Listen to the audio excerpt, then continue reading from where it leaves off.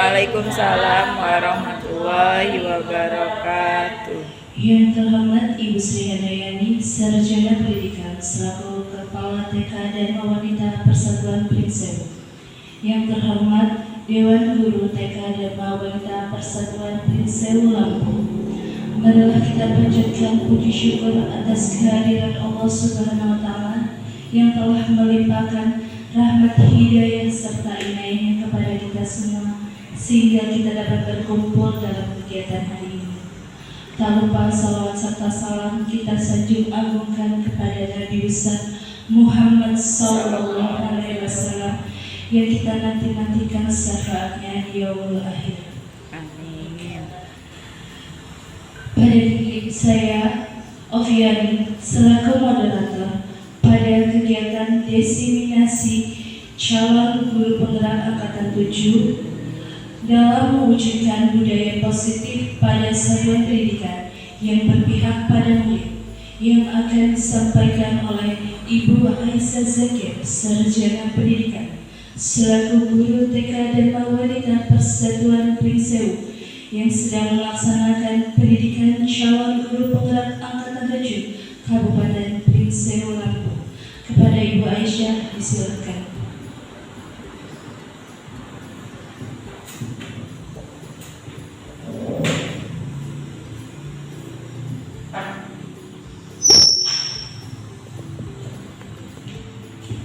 Assalamualaikum warahmatullahi wabarakatuh.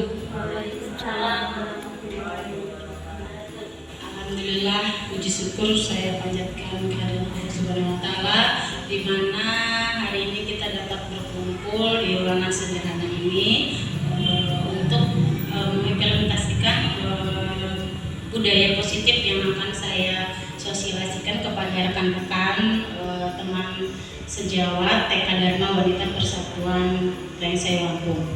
Baiklah, saya akan memperkenalkan diri. Nama saya Aisyah Z, calon guru penggerak angkatan 7 asal TK Dharma Wanita Persatuan Prinseu Lampung. Mewujudkan budaya positif pada satuan pendidikan yang berpihak pada murid dengan fasilitator Abbas Khairokmat dan pengajar praktek Ristika Ayuni. Kita yang awal pertama di sini arti budaya. Kita tahu budaya merupakan bahasa yang berasal dari bahasa Sanskerta, yaitu budaya, yang merupakan bentuk jamak dari budi, yang memiliki arti bahwa budi atau akal, sedangkan dalam bahasa Inggris itu dikenal dengan kata kultur, yang berasal dari bahasa Latin atau color yang mengolah, yang berarti mengolah atau mengerjakan. Budaya merupakan atau cara hidup yang terus berkembang oleh sekelompok orang dan diturunkan pada generasi berikutnya. Kemudian eksplorasi konsep budaya positif di sini ada beberapa yang akan nanti saya jelaskan mengenai satu, perubahan paradigma stimulus respon lawan, kemudian arti disiplin, dan tiga, motivasi perilaku manusia, keyakinan kelas, hukuman dan penghargaan, teori kontrol atau 5 posisi kontrol, 5 kebutuhan dasar manusia, dan segitiga restitusi. Kemudian di sini ada perubahan paradigma stimulus respon.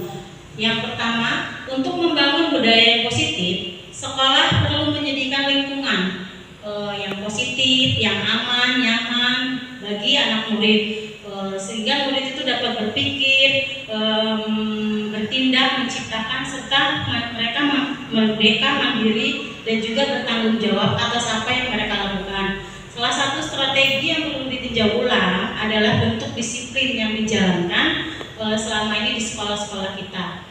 Menurut paparan Dr. William Glasser dalam kontrol teori, untuk meluruskan beberapa miskonsepsi tentang kontrol, yaitu ilusi guru mengontrol murid. Kemudian ada ilusi bahwa semua penguatan positif efektif. Kemudian ilusi bahwa kritik dan membuat orang merasa bersalah menguatkan karakter. Kemudian ada ilusi bahwa orang dewasa memiliki hak untuk memaksa. Lalu kemudian di sini ada stimulus respon, respon tentang dunia. Kemudian di situ ada teori kontrol tentang dunia. Yang pertama bisa kita lihat perbedaannya ya teman-teman. Di sini ada realitas atau kebutuhan kita sama. Namun di teori kontrol tentang dunia, realitas dan kebutuhan kita berbeda. Kemudian yang kedua, semua orang melihat hal yang sama, tapi yang kontrol teori tentang dunia itu setiap orang memiliki gambaran yang berbeda. Jadi setiap orang kalau yang di teori kontrol tentang dunia, memang setiap orang memiliki gambaran yang berbeda karena setiap orang itu memiliki perilaku, budaya serta keyakinan masing-masing yang berbeda. Namun di stimulus respon itu mereka melihat hal yang sama, yang dalam arti tidak ada perbedaan, gitu seperti itu. Kemudian yang selanjutnya kita mencoba mengubah agar orang berpandangan sama dengan kita, walaupun itu perbedaan, ada kekurangan, tapi di situ kita mencoba mengubah agar orang berpandangan sama dengan kita. Kemudian yang teori kontrol tentang dunia, kita berusaha memahami pandangan orang lain tentang dunia. Kemudian di sini di bawahnya perilaku buruk dilihat sebagai suatu kesalahan.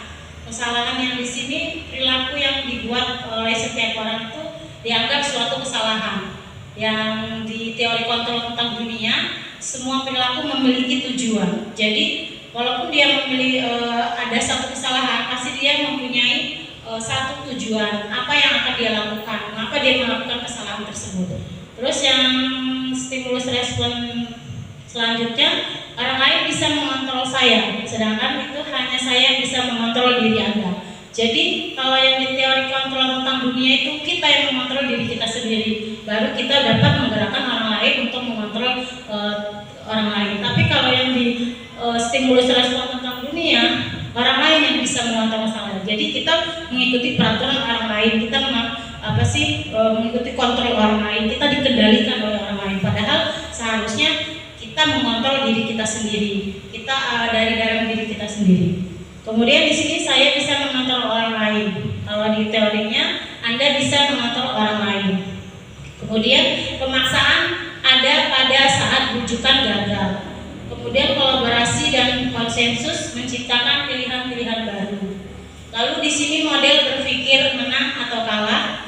Kemudian model berpikir menang dan menang. Yang selanjutnya, arti disiplin dan 3 motivasi perilaku manusia.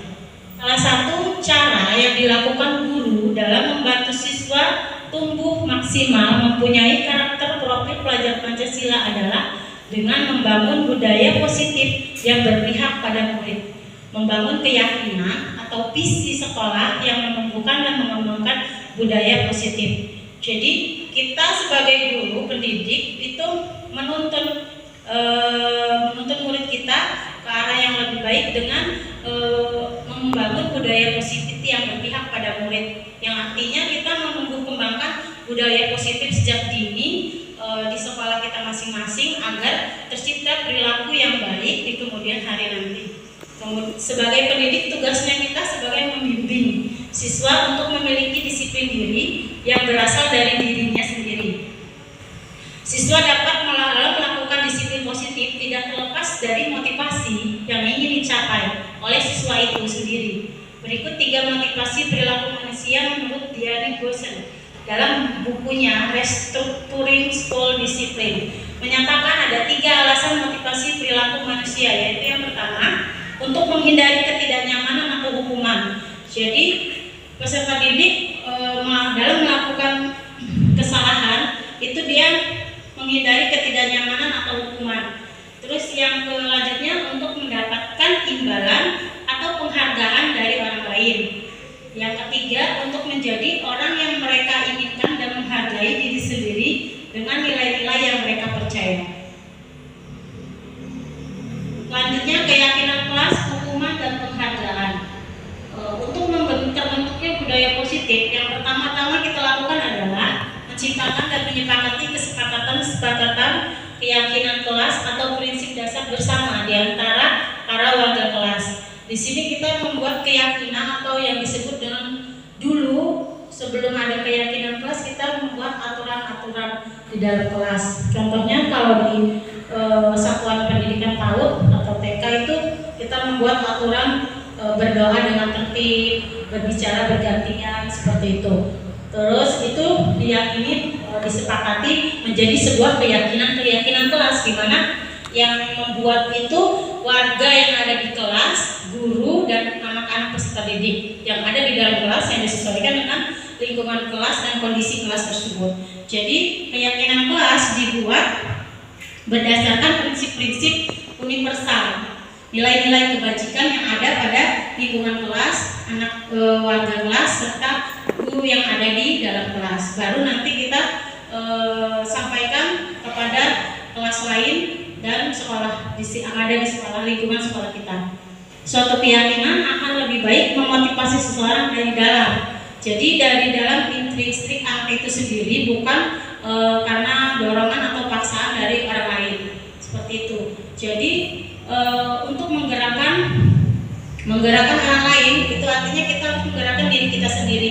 Jadi untuk memotivasi anak itu melakukan membuat suatu keyakinan atau keyakinan kelas itu kita ajak bersama-sama di dalam kelas, kita berikan motivasi apa yang harus mereka lakukan, dan kemudian guru meminta murid yang ada di kelas menuliskan aturan-aturan kelas tersebut. Kita buat bersama apa yang harus kita lakukan dan kita susun bersama, kita sepakati.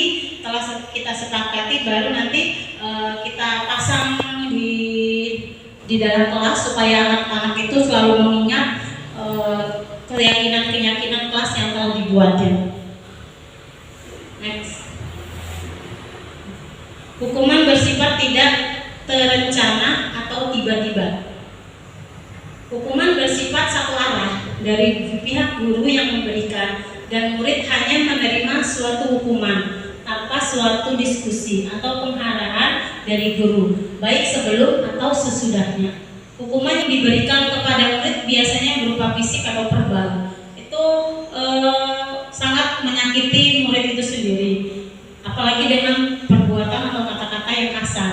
Itu benar-benar membunuh karakter anak sejak dini. Untuk itu kita diberikan disiplin sebagai untuk kontrol diri, yaitu belajar untuk mengontrol diri kita agar dapat mencapai tujuan yang mulia. Tujuan mulia mengacu pada nilai atau prinsip mulia yang dianut oleh seseorang atau nilai-nilai kebajikan yang tadi. Penghargaan yang kita berikan pada murid juga merupakan hukuman apabila hal tersebut dilakukan secara berulang dan jangka panjang, dihukum oleh penghargaan. Murid akan melakukan nilai kebajikan bukan karena motivasi intrinsik, tapi dari motivasi ekstrinsik, tetapi karena ingin mendapat penghargaan dan tidak menyadari tindakan baik yang dilakukan oleh orang tersebut.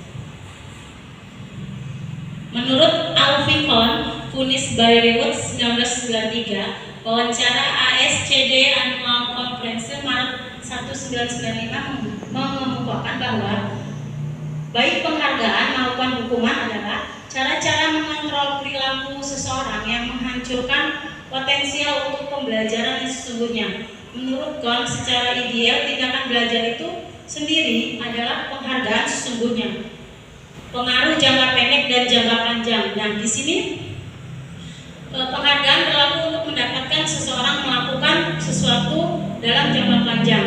Jika kita menggunakan penghargaan, maka orang tersebut akan bergantung pada penghargaan itu tersebut, sehingga akan kehilangan motivasi dari dalam diri sendiri. Jadi boleh kita menggunakan reward atau penghargaan, tapi itu bukan semata-mata untuk anak itu cerah atau anak itu bergantung pada penghargaan itu. Karena nanti ketika anak itu bergantung pada suatu penghargaan atau imbalan yang akan kita berikan pada apa yang dia capai, nanti maka anak itu ketika dia tidak bisa mendapatkan penghargaan tersebut atau dia tidak mencapai apa yang kita inginkan, maka anak itu akan kecewa dan anak itu akan merasa sakit hati, dan anak itu akan tidak mau melakukan apa yang kita inginkan lagi. Makanya untuk membuat anak itu yang tidak mengharapkan imbalan atau penghargaan, kita adakan motivasi dari dirinya sendiri dulu.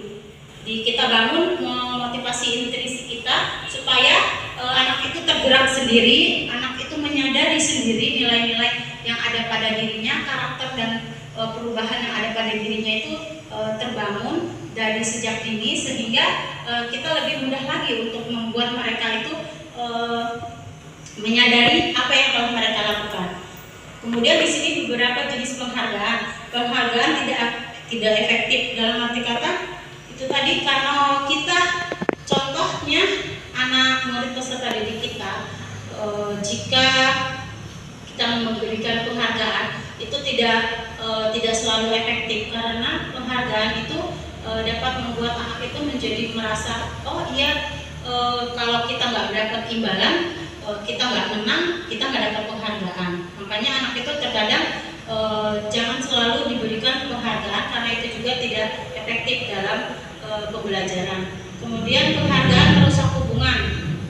Nah, di sini juga penghargaan bisa merusak hubungan antara teman sejawat, bisa peserta didik bisa.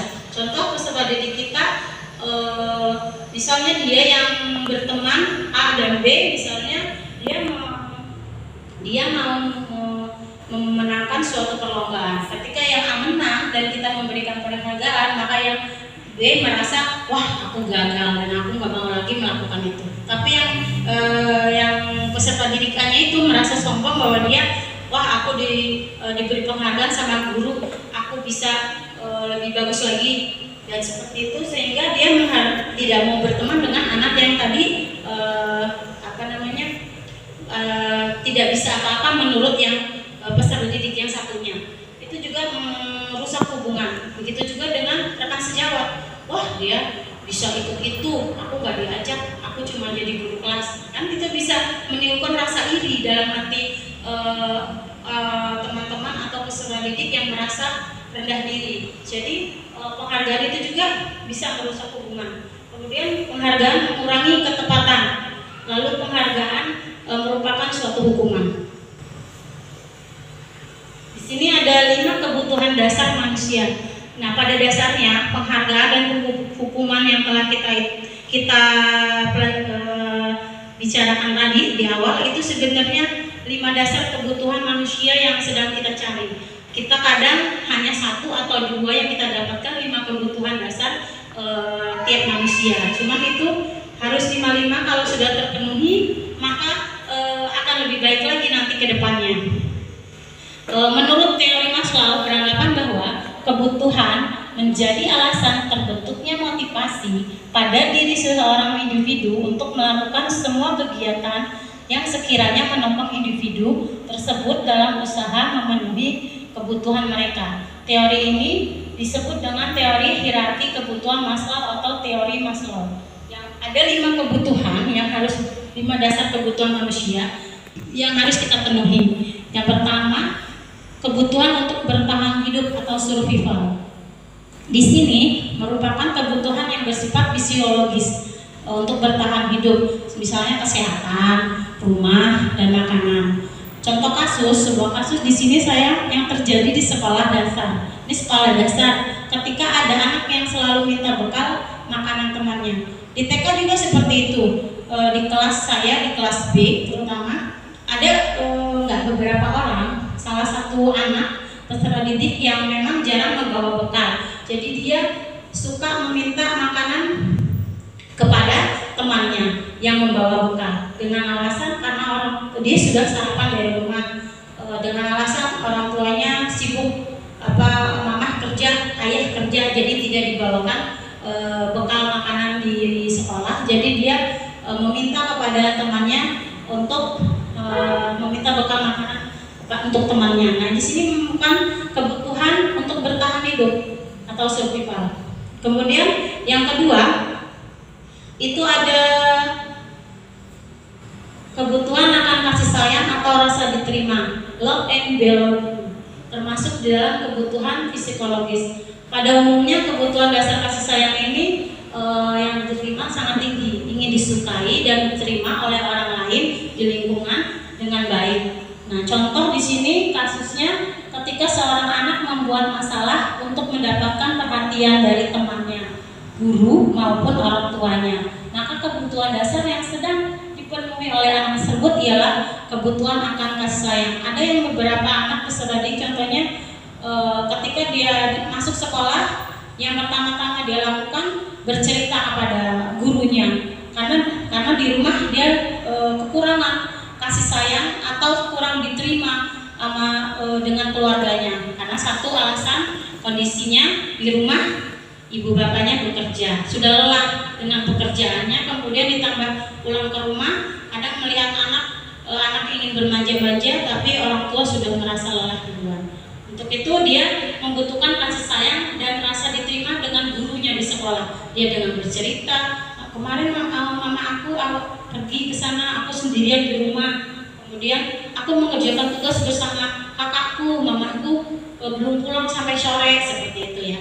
Nah, kebetulan yang ketiga, kebebasan atau freedom. Biasanya ini kebebasan ini di peserta didik di rata-rata membutuhkan di SMP, di sekitaran pondasi SMP, karena dia menginginkan pilihan, dia membutuhkan kebebasan, mencari jati dirinya dia.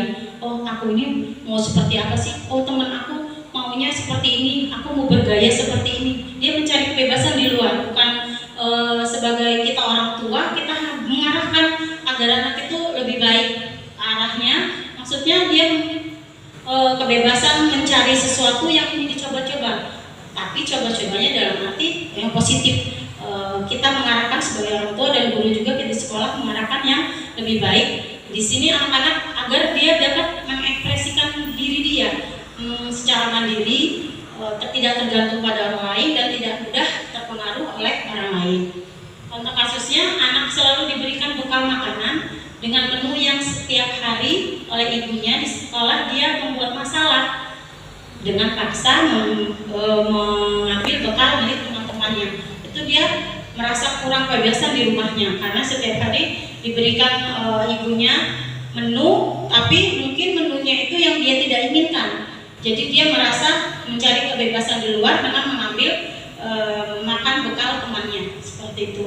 Yang kemudian yang keempat adalah kesenangan atau fun. Nah, di sini ini kalau kesenangannya anak-anak suka bermain, ini pondasi di TK atau di PAUD. Karena pada dari pondasi ini kesenangan atau fun juga ada anak-anak yang memang membutuhkan bermain, walaupun udah dewasa, SMA dia suka bermain. Dia malah tidak memikirkan belajar di sekolah, cuma dia memikirkan bagaimana bermain dengan teman-teman, karena dia suka bermain dan sangat bermain dengan secara langsung mempelajari keterampilan hidup yang penting. Anak-anak dengan kebutuhan dasar kesenangan yang tinggi biasanya ingin menikmati apa yang mereka lakukan, sehingga mereka juga bisa berkonsentrasi tinggi mengerjakan hal yang disenangi.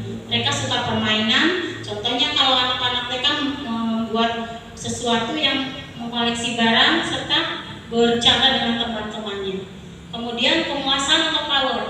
Penguasaan di sini merupakan kebutuhan pengakuan atas kemampuan yang berhubungan dengan kekuatan untuk mencapai sesuatu, menjadi kompeten, menjadi terampil, kemudian diakui prestasi yang telah dia dapatkan.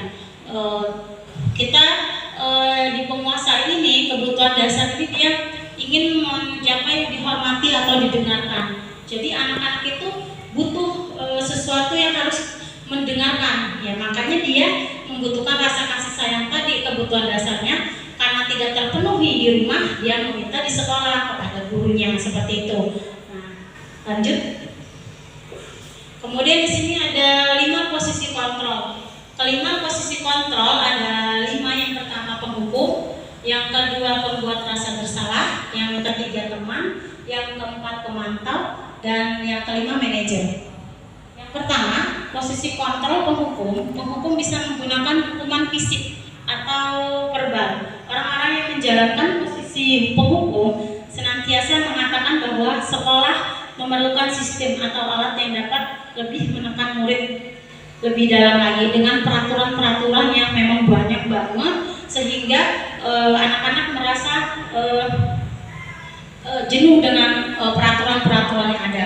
Kata kata-kata penghukum biasanya seperti ini, patuhi aturan saya, atau awas kamu selalu saja kalau salah, seperti itu. Jadi guru atau pendidik yang menjadi seorang penghukum, posisi kontrolnya itu kan biasanya dia bernada suara tinggi, ciri-cirinya bahasa tubuhnya, matanya melotot dan jarinya menunjuk-nunjuk atau menghardik seperti itu. Itu biasanya ada yang nggak ibu-ibu atau bapak-bapak ya, paling bapak-bapak kebanyakan ya, mungkin kalau di TK tidak, di SD mungkin ada beberapa saja, tapi kebanyakan itu di SMP, SMK atau SMA biasanya seperti itu. Kemudian posisi kontrol pembuat rasa bersalah. Nah, pembuat rasa bersalah di sini biasanya guru atau orang tua akan bersuara lebih lembut dari yang tadi. Yang tadi penghukum suaranya tinggi, keras, menghardik-hardik, menunjuk-nunjuk. Namun kalau di sini pembuat rasa bersalah, dia itu suaranya lebih lembut. Jadi merasa anak itu nanti menyadari bahwa aku salah ya, jadi dia merasa terbebani dengan kesalahan-kesalahan dia. Ini kata-katanya yang biasa dipakai, Bapak sangat kecewa sekali atau Ibu sangat kecewa sekali dengan kamu nak. Berapa kali Bapak harus memberitahu kamu nak? Gimana coba kalau orang tua kamu tahu kamu berbuat salah seperti ini? Biasanya kalau kita di satuan PAUD biasanya misalnya contohnya, Naila, kamu kok membuang sampah sembarangan sih nak? Coba kalau mama kamu tahu kamu buang sampah sembarangan, ayo. Nah itu sudah membuat kata-kata membuat anak itu merasa bersalah. Nah itu posisi kontrol yang membuat merasa bersalah. Jadi seorang guru posisi kontrolnya membuat rasa bersalah terhadap peserta didiknya. Nah ciri-cirinya posisi kontrol ini adalah dia tadi bersuaranya memelas, halus, sedih, serta bahasa tubuhnya merapat pada anak. Jadi merasa anak itu benar-benar merasa bersalah gitu. Jadi posisi kontrol ini tidak bagus juga di satuan pendidikan karena dia membuat anak itu merasa salah dan anak itu merasa terbebani dengan kesalahan yang dia perbuat. Kemudian posisi kontrol selanjutnya yaitu teman. Guru pada posisi ini tidak akan menyakiti murid, namun akan tepat berupaya mengontrol posisi teman pada guru bisa berdampak negatif atau positif. Jadi dia bisa bagus atau bisa tidak. Dia saling berkaitan dan mempengaruhi juga. Contohnya, ayo bantulah demi bapak ya nak. Jadi anak itu merasa, oh iya teman aku. Ayo ingat tidak bantuan bapak selama ini atau bantuan ibu, coba deh. Ayo anak sampai ibu guru kemarin udah ibu bantu, maksud sekarang nggak mau bantu ibu guru lagi. Nah dia merasa itu teman aku, jadi bapak itu merasa oh ibu itu teman aku. Di ciri khas posisi kontrol teman, nada suaranya ramah, akrab, dan bercanda. Bahasa tubuhnya merapat pada murid, matanya menatap anak tersebut sehingga anak itu merasa bersalah dan mau melakukan apa yang disuruhnya karena oh itu teman aku, guru itu teman aku. Jadi seperti itu. Kemudian yang terakhir posisi kontrol manajer. Posisi kontrol memantau berarti mengawasi. Pada saat kita mengawasi, kita bertanggung jawab atas perilaku orang-orang yang kita awasi. Posisi pemantau berdasarkan pada peraturan konsekuensi dengan menggunakan sanksi atau konsekuensi. Kita dapat memisahkan hubungan pribadi kita dengan murid sebagai seorang yang menjalankan posisi pemantau. Contohnya seperti ini kata-katanya. Peraturannya apa anak ibu guru? Terus apa yang telah kamu lakukan? Terus ada sanksi dan konsekuensinya tidak? Seperti itu. Nah itu kata-kata yang biasa dipakai sebagai posisi kontrol pemantau. Kemudian cirinya dengan ada suara datar, bahasa tubuh yang formal, terus itu dia tidak tidak memisahkan hubungan pribadi. Dia dapat ini posisi dia sebagai menjalankan posisi pemantau berdasarkan peraturan-peraturan dan konsekuensi yang telah dibuat peraturan-peraturan sebelumnya. Kemudian yang posisi kontrol kelima di sini ada manajer. Posisi terakhir ini posisi manajer yang dimana guru berbuat sesuatu bersama dengan murid, mempersilahkan murid mempertanggungjawabkan perilakunya kemudian mendukung murid agar dapat menempatkan solusi atas permasalahannya sendiri. Kemudian apa yang kata-kata yang biasa dipakai di posisi control manager, yaitu apa yang kita yakini anak ibu guru, terus apakah kamu meyakininya, kemudian jika kamu meyakininya, apakah kamu bersedia memperbaikinya. Nah, itu nanti kata-kata itu, posisi itu membuat anak itu menyadari kesalahan yang dia lakukan dan dia merubah kesalahan tersebut dari dalam dirinya sendiri tanpa paksaan dari luar atau dari guru sendiri. Nah, biasanya tugas manajer ini mengatur perilaku seseorang, tapi membimbing murid untuk dapat mengatur dirinya.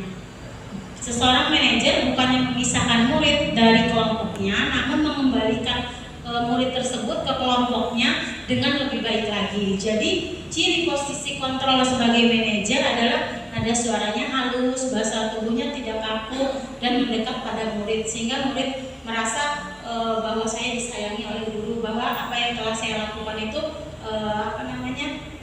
bisa dia sadari kesalahannya dan dia dapat memperbaiki secara sadar dengan nilai-nilai yang telah dia lakukan dan kesalahan apa yang telah dia lakukan dapat dia perbaiki di kemudian hari.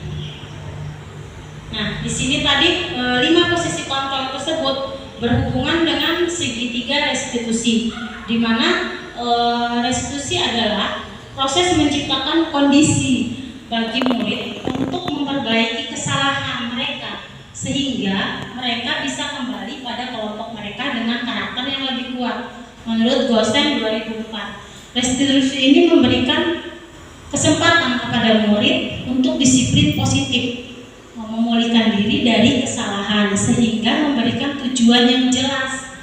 Penekanannya pada cara menghargai nilai-nilai kebajikan yang mereka yakini.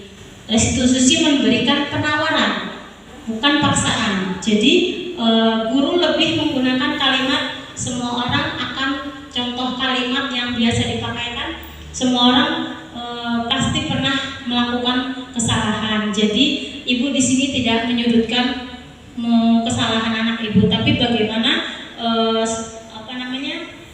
guru memberikan suatu penjelasan kepada anak tersebut.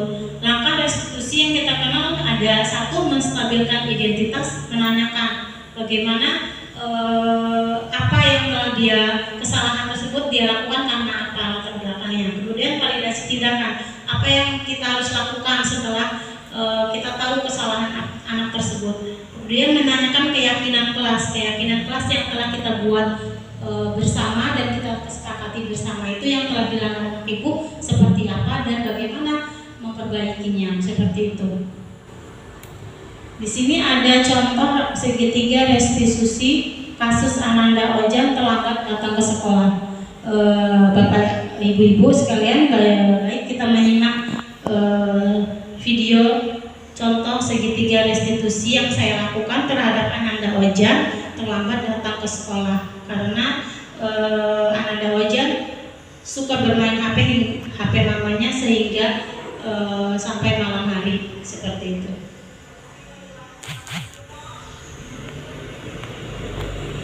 Dah.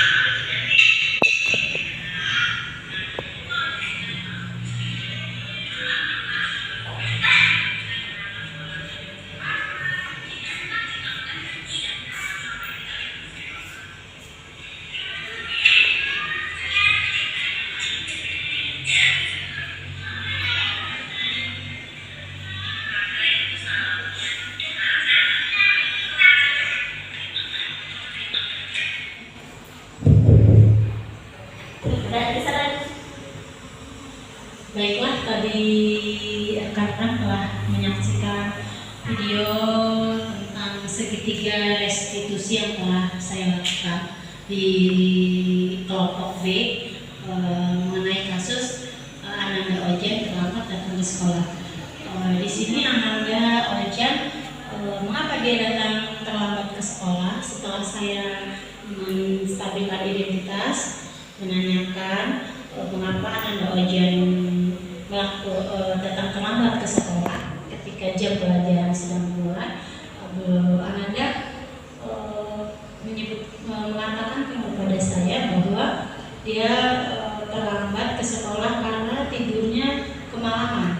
Nah, di sini kita sebagai pendidik, sebagai guru kelasnya, kita menanyakan bukan membuat dia untuk melakukan merasa bersalah karena dia terlambat, tapi kita ingin mengetahui mengapa dia datang terlambat seperti itu. Nah, dia dengan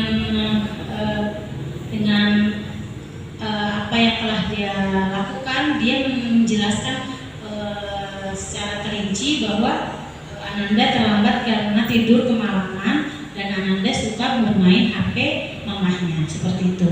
Jadi kita sebagai menggunakan segitiga restitusi yang tadi telah kita, yang pertama itu menstabilkan identitas, terus kita melakukan tindakan. Apa yang Ojan lakukan jika Ojan tidak terlambat lagi. Kemudian Ojan mengatakan saya tidak akan bermain HP mama lagi, karena jika dia akan bermain HP, mamahnya tidurnya kemalaman. Dan kita menanyakan yang bagus tidur malam untuk anak seusia Ojan itu jam berapa, dan dia pun telah mengetahuinya bahwa tidur dari jam 9 malam setelah dia belajar apa yang dia kerjakan di rumah. Terus kemudian jam 9 dia mengatakan dia harus tidur supaya dia bangun pagi-pagi tidak terlambat datang ke sekolahnya. Dan kemudian Ananda Ojan mengakui kesalahannya dia sendiri, dia mengakuinya dan dia ingin memperbaikinya. Dan yang ketiga, kita meyakini kesepakatan kelas yang telah dibuat, dan Ananda Ojan mengatakan bahwa keyakinan yang telah kita buat yaitu tidak datang terlambat. Nah, seperti itu kan kita masuk jam 7.30. Nah, seperti itu. Jadi Ananda Ojan untuk supaya tidak bangun kesiangan, dia tidak tidur malam dan juga berhenti bermain HP mamanya. Boleh bermain HP, tapi di saat tidak hari-hari belajar atau hari-hari sekolah, karena itu mempengaruhi rutinitas Ananda Ojan dalam kesehariannya, sehingga dia datang terlambat. Jika dia terus sering datang terlambat, nanti dia akan tertinggal kepada teman-temannya, seperti itu. Itu contoh segitiga restitusi yang Ojan datang terlambat. Jadi kita tidak menyalahkan anak itu, kenapa kamu datang terlambat, seperti itu. Jangan datang terlambat lagi, tidak seperti itu. Tapi kita melakukan segitiga restitusi dengan satu, yang pertama menstabilkan identitas, yang kedua kita melakukan tindakan, yang ketiga kita melakukan keyakinan kelas. Keyakinan kelas yang telah kita buat itu seperti apa bersama anak-anak murid kita.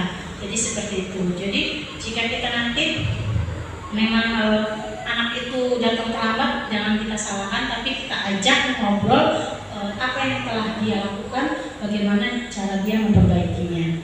Next.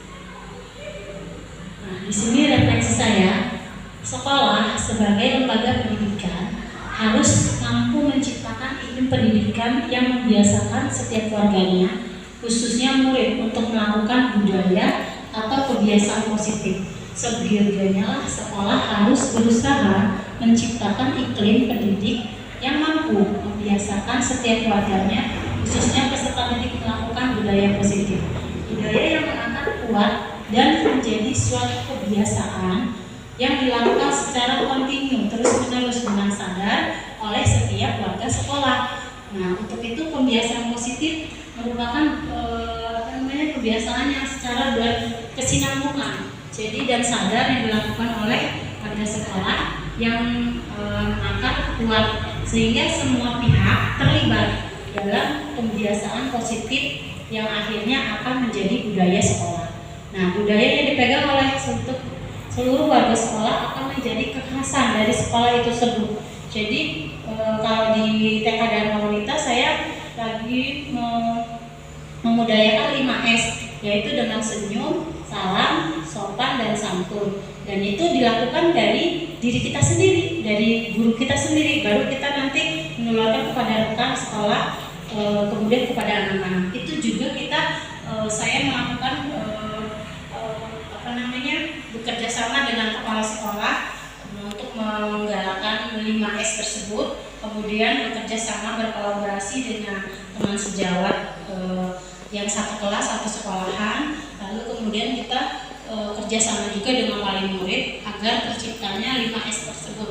Jadi ketika anak berangkat datang ke sekolah, kita guru di sekolah sudah berbaris guru untuk menyambut kedatangan anak dengan tadi kita senyum dulu.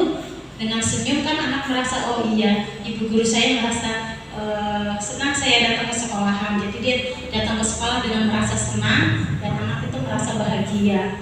Kemudian kita ucapkan salam.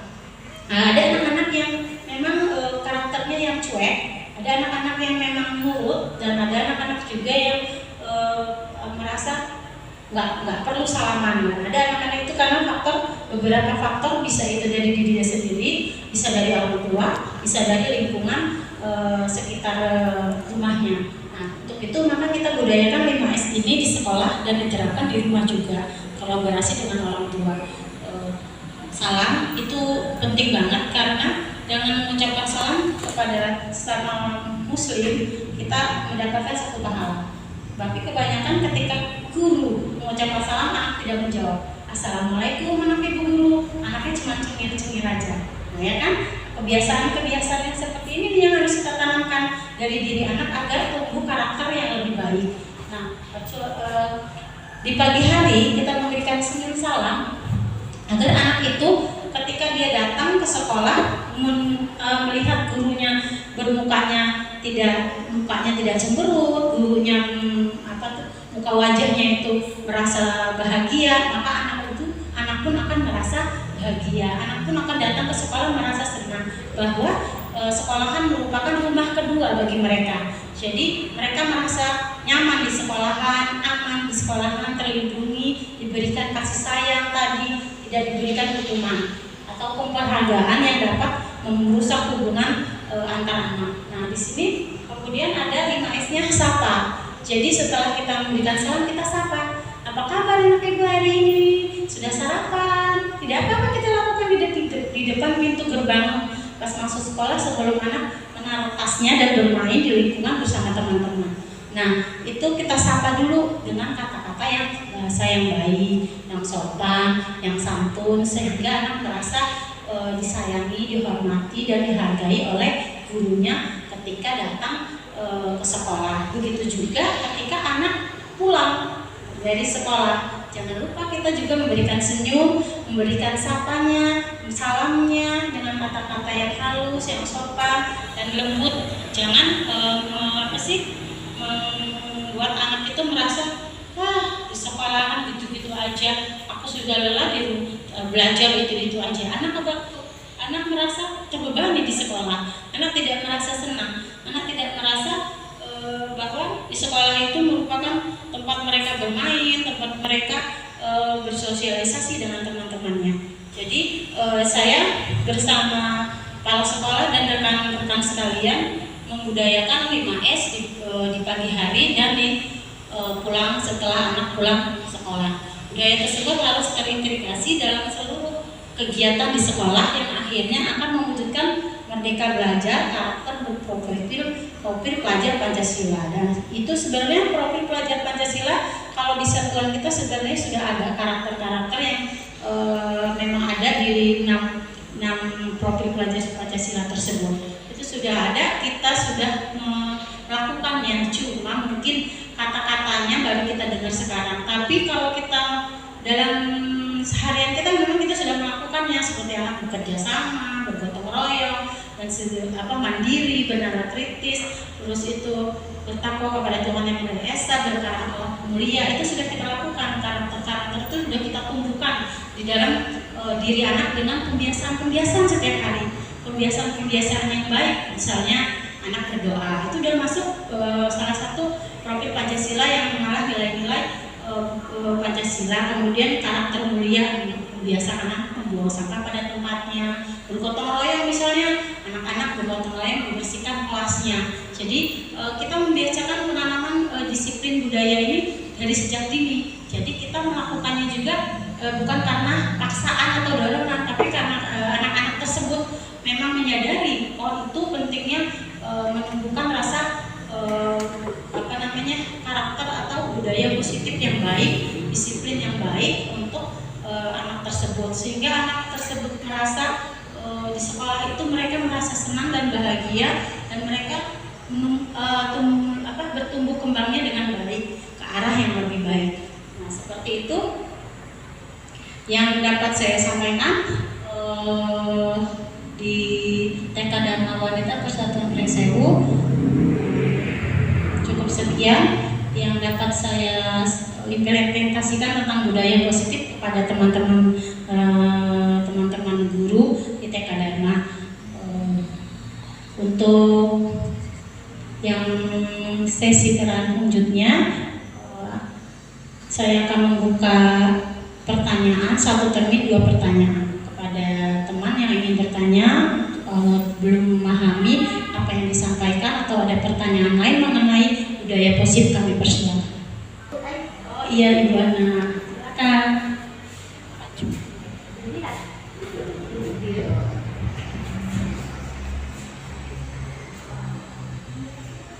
Assalamualaikum warahmatullahi wabarakatuh. Izin bertanya Bu Aisyah, masalah yang di Bu Aisyah sampaikan materi itu, saya ingin bertanya, bagaimana cara menumbuhkan positif dalam budaya positif dalam kelas untuk anak. Terima kasih. Wassalamualaikum warahmatullahi wabarakatuh. Baik, Ibu Lutfi, terima kasih atas pertanyaannya, sangat bagus sekali. Pertanyaannya tentang bagaimana menumbuhkan budaya positif di kelas kita. Nah, ini pentingnya kita ada tadi membuat keyakinan kelas yang biasa kita lakukan, itu adalah aturan-aturan kelas, keyakinan kelas yang telah kita buat dan kita sepakati, sehingga nantinya itu dapat menumbuh kembangkan budaya positif dan karakter yang ada pada anak tersebut. Misalnya dengan pembiasaan yang tadi kita lakukan, kemudian kita bersama dengan warga sekolah itu membuat sebuah aturan atau keyakinan kelas, sehingga apa yang telah kita buat dan kita telah sepakati dapat dijalankan secara sadar kepada anak itu. Jadi budaya positif yang kita lakukan yang utama di dalam kelas itu seperti contohnya, misalnya menaruh peralatan atau perlengkapan yang telah digunakan ke tempat semula. Jadi misalnya itu sudah kita buat kesepakatannya, jadi anak-anak dapat melakukannya seperti apa yang telah kita lakukan. Kemudian contohnya juga membuang sampah pada tempatnya. Jadi anak sudah menyadari, dan anak juga sudah menyepakati kesepakatan yang telah kita buat sebelumnya, sehingga budaya positif yang telah misalnya sudah ada, nanti kita tinggal perkuat dengan keyakinan kelas yang ada, yang telah kita sepakati dengan guru kelas dan warga sekolah. Nah, terutama di kelas kita sendiri ya Bu ya. Jadi Ibu buat dulu kesepakatan dan keyakinan kelasnya, kemudian baru nanti kita kita pajang di dalam kelas supaya anak itu melihat anak tersebut terbiasa dan menyadari, sehingga akan berubah nanti jadi lebih baik. Memang itu butuh proses dan waktu, tidak senantiasa langsung berubah seperti itu, tapi memang membutuhkan waktu dan kerja keras kita. Tapi insya Allah kalau misalnya kita berkesinambungan, berkelanjutan, selalu menstimulus, merespon, memberikan motivasi kepada anak, insya Allah anak tersebut dapat melakukan yang terbaik, melakukan berubah menjadi lebih baik lagi. Seperti itu Bu Ana, paham? Sudah paham? Iya. Ada lagi? Silakan Bu. Terima kasih untuk kesempatannya. Nama saya Oviani, salah satu guru TK dan Wanita Pusat Sewu. Di sini saya akan bertanya mengenai segitiga restitusi. Kan itu ada 3 tahapan. Yang pertama mengidentifikasi, kemudian menstabilkan dan memberikan keyakinan. Nah, dari ketiga itu bagaimana?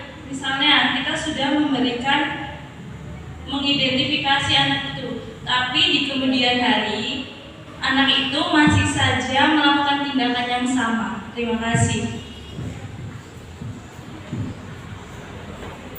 Baik, terima kasih Bu Opi atas pertanyaannya. Ya, itu tadi segitiga restitusi yang ditanyakan oleh Bu Opi. Contohnya seperti ojek tadi. Misalnya begini, dia datang terlambat. Nah, kemudian kita sudah melakukan segitiga restitusi dengan 3 tahapan tersebut. Namun di kemudian hari dia melakukan yang sama, misalnya dia terlambat lagi. Nah, kita sebagai guru apa yang harus kita lakukan? Nah, yaitu tadi kita memantau setiap apa yang dilakukan anak tersebut. Jadi kita tetap kita proses, maksudnya tidak menyalahkan kenapa dia terlambat, tapi tetap kita rangkul dia, kita beri pendekatan, kita tanyakan dengan 3 itu tersebut kenapa dia bisa seperti itu, dan kita berikan motivasi, kita kolaborasi juga dengan orang tuanya, kenapa anak tersebut bisa terlambat, apa yang terjadi pada anak itu. Nah, kita juga memantau dia beberapa waktu, enggak langsung ketika kita melakukan segitiga restitusi tiba-tiba telah selesai. Jadi seperti itu tidak. Kita ada refleksinya, ada tindak lanjutnya di kemudian hari. Kita pantau, kita lihat terus kemudian juga ketika anak itu melakukan kesalahan lagi, kita panggil juga, kita juga berbicara dengan kedua orang tuanya, kita konsultasi kepada kedua orang tuanya, kita bicarakan dengan dengan baik-baik sama orang tuanya mengapa anak tersebut terjadi lagi seperti itu Bu Opi ya. Karena kita kan di tahap fondasi di TK PAUD itu ya kita harus kerjasama dengan kolaborasi dengan orang tua, karena itu kita sebagai guru di sekolahan memberikan kebiasaan ilmu untuk anak itu beberapa jam, tapi kebanyakan adalah keluarga yang lebih utama, karena pendidikan yang utama itu adalah di keluarga.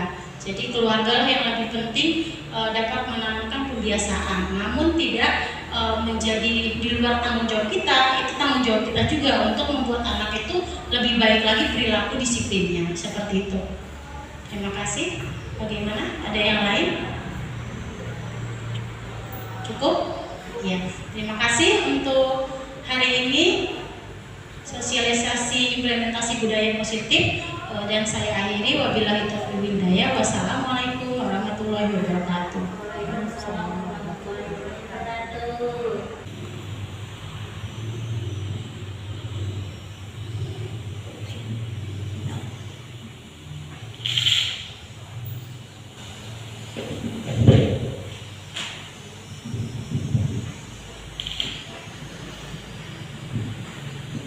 Terima kasih atas materi yang telah disampaikan oleh Ibu Aisyah Zakir, Sarjana Pendidikan. Semoga dapat dipahami dan dapat diimplementasikan dalam melaksanakan pembelajaran dengan paradigma baru serta penerapan yang baik untuk TK dan Wanita Persatuan Sewu. Saya sebagai moderator memohon maaf apabila terdapat kesalahan dalam memandu kegiatan pada hari ini. Saya akhiri. Wassalamualaikum warahmatullahi wabarakatuh. Waalaikumsalam warahmatullahi wabarakatuh.